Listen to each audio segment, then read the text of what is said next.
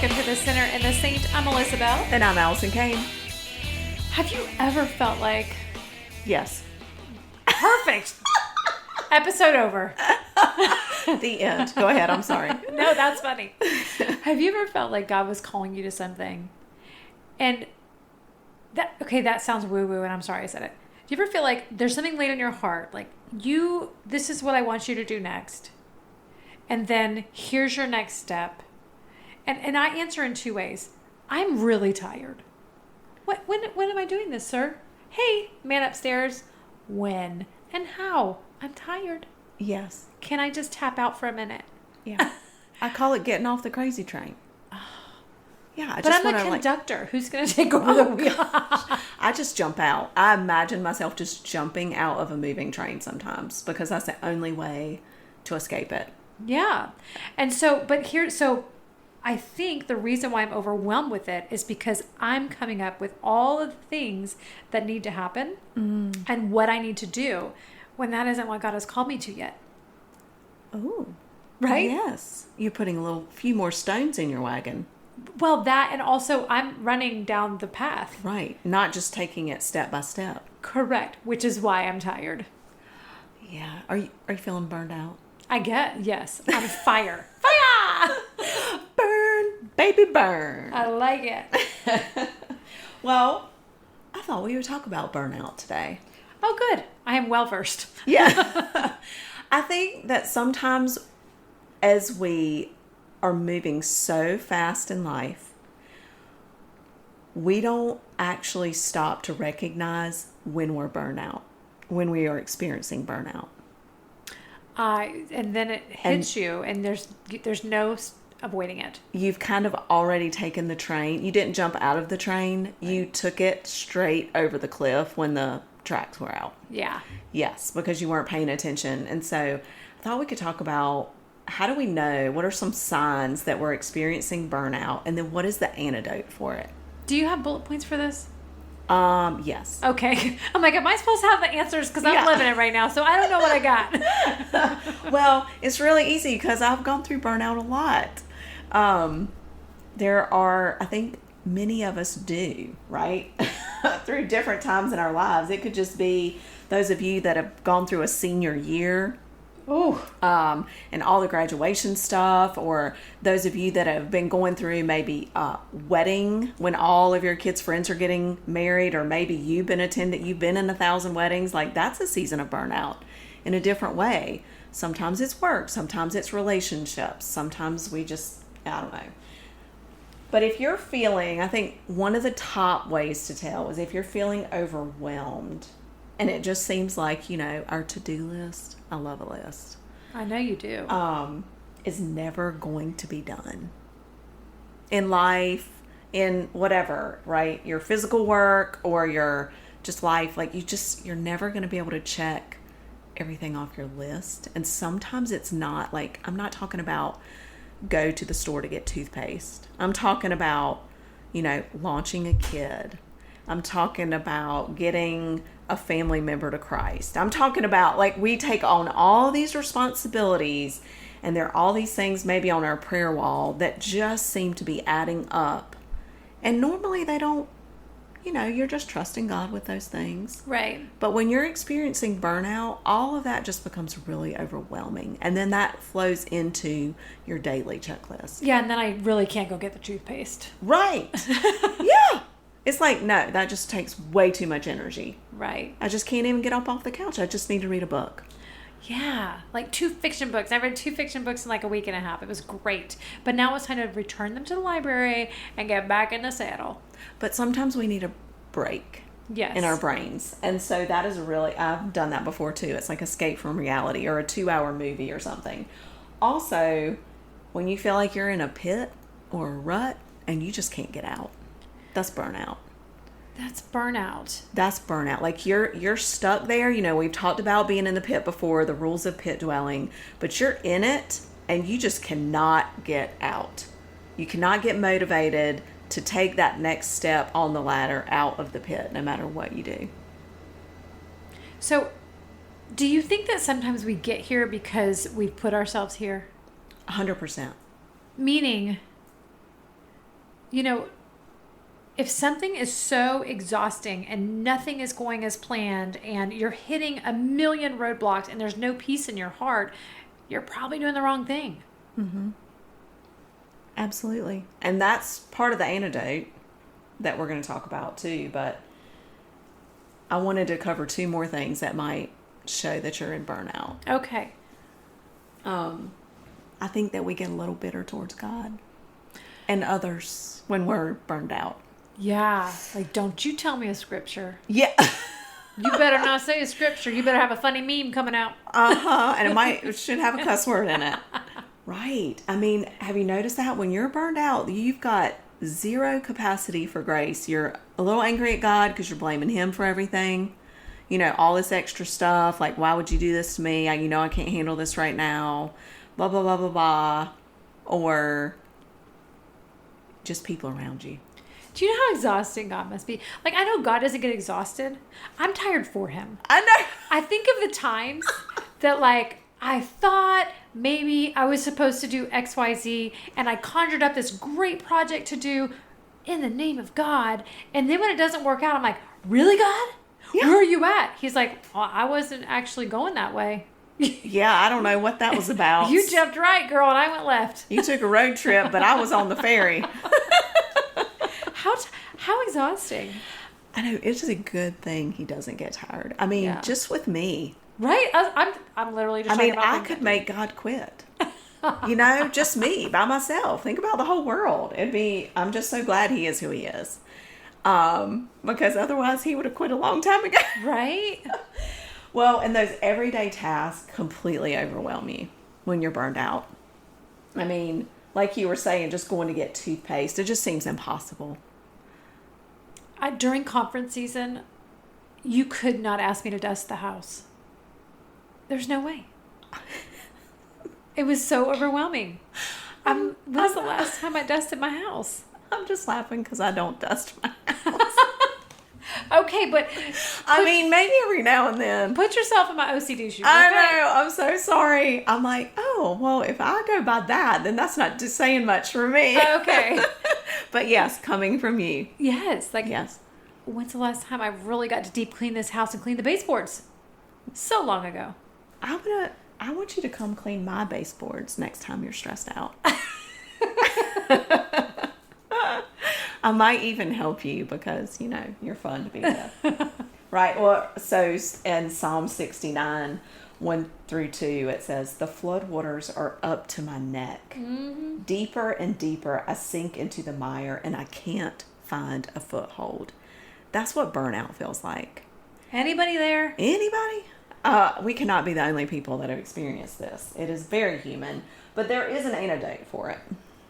Give it to me, girl, because I feel like I'm climbing out. Well, we got to sit down, and which seems weird when you're burned out because you kind of are sitting, but you don't just sit and just your mind freezes. Evaluate. And it goes back to what you were saying. Sometimes we put ourselves in this spot. But ask yourself, am I trying to do this all on my own? Mm-hmm. Or am I inviting God into these things? Did he even ask me? Yeah. Did he even open this door? It's a little too late to invite God. Yeah. You're supposed to invite him in the planning session. Yeah. Actually, he invites you. Right. Let's go all the way down back to that. Yes. It's always better to start with him in the beginning. And I think that over time, as we experience God, as we talked about last week, these experiences we have with him and knowledge of him, we understand that and we begin to practice that, but you still forget it sometimes. Right. Or there's some things that may seem not as intuitive to go to him about because it seems so simple. So we just leave him out because it's like, I don't think he really cares about this, whatever. But he does. And it's important. And I think it's an important question to ask yourself is, why am I doing this? Yes. Yes. What am I gaining from this? Mm-hmm. Where do my intentions lie? That's a good one. So. And expectations. I know God is expecting me to do something. I'm going to lay it out there. 4 or 5 months ago, this is your season to host. This is your season to gather people. I've done this before. I did it really well in Texas. I've tried to kickstart it here in North Carolina, and it fizzled out so fast because of various things. Well, that's because I was just relying on the old experience. And I was just, well, I think this should happen, and then we should do this. And then I got other people involved, and we got their opinions in there. And it was definitely with good intentions and with God-spirited things in mind. It was people ordained. Yeah, Not girl. God It was ordained. people ordained. We do a lot of that, don't we? We're so good at that. Well, asking yourself too, am I using God's power and strength to make this happen? Or am I just counting on myself? Right. That is a huge one. And I think I have to stop and go, what is it today? What is it that God's calling me to do today with the resources that I have? Because if I'm thinking, well, God has asked, here's how I could do this. You ready to hear this little twist? Uh-huh. All right. Oh, God, I hear you saying that we should gather. People love to gather at the beach. Maybe I should go get a beach house. And we'll gather in your name at the beach where people will be closer to you. There you go. That is where Melissa would take this. Uh-huh. But instead, it's like, no, God's calling you to do something right now with the resources that you have. Right, which is today. Our back porch. Which is my table. Right. And I it's love that. Right. And then the next day, what do I need to do today, God, for it? Not, I'm going to go do this because I really want to go buy some cute melamine plates. Oh, yes. That's not what it's Right. Oh, yeah. Oh, yeah. That wasn't in the plan. Right, God. Right. Right. Yeah. Do you see where I'm going with this? Uh-huh. Like, it's the little things. Absolutely. Well, we get really tired, right? Because then you go and you start looking for a plate, you start buying property, and then you get stretched financially, and then your plates, they break, and you have to return them, and it's so much work, and oh my gosh, this is so frustrating, and I'm just trying to gather people in the name of Jesus. Yeah, you call me to this, God. And now I'm financially stressed, and blah, blah, blah, blah, blah. And he's like, no. Actually, that was not it, ma'am. That's right. That's not. Because the Lord never grows weary or weak. And he gives power to us that are weak. He gives strength to the powerless, those who trust in him. This is in Isaiah 40. We will soar high on wings like eagles, but not if we're like weighted down with, not if our eagle has cement blocks tied around its feet. Right. A little tougher, but we do that to ourselves. But when we cut those ropes with the cinder blocks off of the eagle's feet, we can really fly. Yeah. Our worldly stuff. Well, burnout also comes when we take on too much responsibility for ourselves, you know? This is so me. We have to recognize our limits, learn to say no, delegate, learn to ask for help. And this we've talked about this 1,000 times. It's like healthy boundaries. Gives other people the opportunity to serve, to step up. But burnout comes when we take on everything for ourselves. And then ask, why am I doing that? Yeah. Am I trying to feel important? Yes. Do I need this to feel special? That's red flag. Yes. Not a good reason.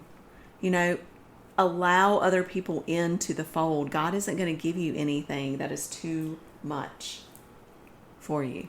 And you and I have talked before. We generally have patterns, right? Behavioral patterns meaning, oh, well, God is not calling me to serve at church because I am very busy. However, I am serving 72 hours a week at the PTA. Right. And I'm very busy. So we'll trade one for the other. Mm-hmm. Mm-hmm. It's interesting. I see so many patterns in my life. Thankfully, you see patterns in my life and you go, hey, girl, wait a minute. Well, that's why we have godly friends. That's right. Which is so important because you do the same for me. But that, recognizing that in ourselves, and that also goes back to control. Burnout is going to come, but the antidote for it is to delegate, to learn to say no, to not be fluffing up self and pride, but focus on God's plan and the heart of others, giving them an opportunity to grow. And then another really important antidote And we talk about this one a lot, I think, with just scripture meditation and taking time for yourself, but rest. Truly resting. That book, Sacred Rest, that you and I read a couple years ago. Yes. I have a paper with all of the different types of rest and what it looks like when you need it, and then the ways that plays out in my life the best. We need to post that. And so whenever I'm feeling a certain way, I go and I look. I wonder what it is that I'm missing right now. What rest am I not getting in my life? That is great. Do you think we can post that? Yeah. If we make it pretty in Canva, I'll do it. Okay. If you send it to me. I think when we don't stay on top of this, on rest, because what is happening in the time of rest? And it is sitting with the Lord. It is taking in stillness. It is taking in quiet. It's reflecting. It's reflecting on your heart, conversation with the Lord. This is the rest we're speaking of. And there are different kinds of rest that we don't have time to go into. That would be a great podcast, talking about all the different types of rest that there are that God calls us to. But again, as we've talked about so many times, even Jesus got away. And he was Jesus. He can do everything. Right. So much more than we were born and made to do. And he still had to get away to rest and to recharge. And that is a huge antidote for burnout. Because when we lose our connection with the Lord, we're headed to burnout. There's just no other option. And one of the things that we've talked about before is sitting with God and going, God, this is what I feel like I'm called to do, but take away what I'm not called to do. Yes. Every 6 months I do that, sometimes more often. But, recently I've been feeling the little bit of the strain of all the things that I'm doing. And I very clearly felt God go, it's just a season. Oh. It's such a short season, Melissa. Keep seeing it through. And then telling me why I'm in it. This is what I'm doing through this. Keep seeing it through. There is light at the end of the tunnel. But I had to pause and go, wow, that's great. But that's that you didn't lose your connection with the Lord. Right. You stayed connected, and then so you'll persevere, because when you are, then you're doing that through his strength, not yours. Because it's his plan, so he will provide for you. If he's calling us into that, even if it's for a short season, it will be his strength. Yes. That takes us through, not our own. And it's not lazy to rest. Right. Which I love that. It takes way more work, honestly. My husband's not used to seeing me do that. And so when I do it, he's like, are you okay? I'm like, are you sick? You have a fever? reading right now. I'm just reading a book just for pleasure, just to stop the mind from churning. I heard somebody say once that sometimes in order to speed up, we have to slow down. Yes. Isn't that so good? I just told you what I said. I've been idling low for 2 plus weeks, and it's okay. Yes. Because when I get back in the saddle, I am like excited and rejuvenated and creative, and I have space. Yeah. Taking that, honoring that in yourself is huge, because I don't think you would have done that 2 years ago, honestly. No. I mean, this is a new thing you've been working on. Well, you know what? It's when I realize you and I get away 1 or 2 nights a year together, and we just have a brainstorming session, or there's normally a project that we're working on, but we get so much rest in the middle of it. We do. And my husband's like, what'd you do? I'm like, well, I napped and I read a book and we ate at some restaurants, but then we also blah, blah, blah, blah. And we accomplished so much.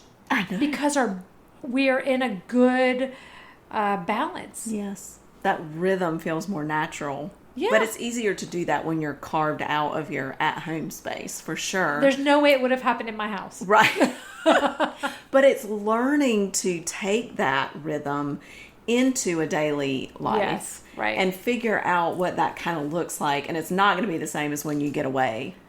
But getting away is amazing. But it is possible. Yeah. And I love that in Isaiah 30:15, it says, "Only in returning to me and resting in me will you be saved. In quietness and confidence is your strength." Mm-hmm. And there is so much to that. So it's pretty clear, I think. We don't have any question about when we're in burnout sometimes. Sometimes I think we get a little bit too far down the road and then we might snap and then we're like, ooh, yeah, I have been a little off. But it's focusing on those antidotes to climb out of it, sitting still, spending time with God, leaning on Him, learning to take on only the responsibilities that He's asked you to take on. Yes. Focused on those, recognizing your own limits. We all have them. Saying no, delegating, and then truly resting in God's presence. And do I dare add embracing what is happening today in your life, whatever it is?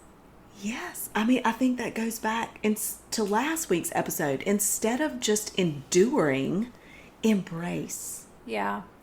Embrace the long summer with your kids and you're not sure what you're going to do because, quite frankly, if we're honest, they're getting in the way of your agenda. Right. But, our agenda and God's choice for our lives, very different sometimes. And let me tell you, as one with... I was getting ready to say, let it rip, girl. I know it's in your heart. With one in college and one that's got one more year of high school, those times are fleeting. And it's so annoying when people tell you that, right? Right. That it goes by so fast. It goes by so fast. So when you're packing the snack bag for the pool or for the playground and it's going to be hot, man, you are going to miss it. That's your mission field. Yep, absolutely. Well, we hope this has given you some insight to burnout. So hang in there and don't burn, baby, burn this summer. Love it. You're not even going to sing that? Burn, baby, burn. There you go. I was waiting for her to bust out in song.